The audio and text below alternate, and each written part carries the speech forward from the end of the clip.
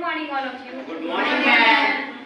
First of all, I would like to thank my respected teacher and my all dear friends who gave me a golden chance to speak in front of you. This is Anjali Singh. I hail from Madrasaha, and I am here to deliver a speech on the topic of benefits of yoga.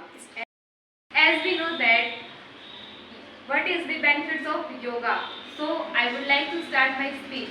Yoga is a beautiful for our mental and physical and spiritual health, and it's always keep calm our mind, and it's provide a healthy life and healthy body. That we know that yoga is very important in our life.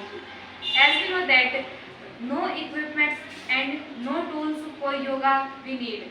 So we always do yoga for our healthy life and healthy body. So we also do yoga, and yoga is a very beautiful practice for links the soul to the nature.